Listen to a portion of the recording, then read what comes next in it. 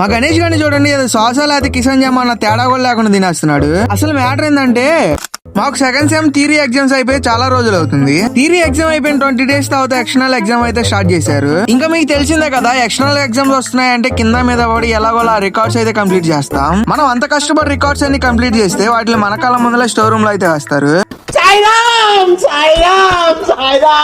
ఎలాగోలా ఎగ్జామ్ అయితే కంప్లీట్ చేసి తినడానికని బయటికి వెళ్ళిపోయా. తిందామని బయటికి వెళ్ళి గుంటూరు మొత్తం తిరిగేసి మళ్ళీ మా కాలేజ్ దగ్గర ఉన్న కేక్ వాళ్ళకి అయితే వచ్చేసాం. అట్లుంటది మనతో. ఇలాంటి వాళ్ళు మీ గ్యాంగ్ లో కూడా ఖచ్చితంగా ఉండే ఉంటారు. ఉంటే ఖచ్చితంగా కామెంట్ సెక్షన్ లో కామెంట్ అయితే చేయండి. ఇంకా మేము తినేసి కాలేజీకి రంగానే వైవా అయితే స్టార్ట్ చేశారు. సెమ్ ఎగ్జామ్ లో కూడా ఈ రేంజ్ లో ప్రిపేర్ అవ్వలేదు. అలాంటిది వైవాకి చూడండి, కింద మీద పడి చదువుతున్నారు. వైవాలో మేడం అడుగుతున్న క్వశ్చన్లు విని ఒక్కొక్కడికి ప్యాక్ అయిపోయినాయి కింద.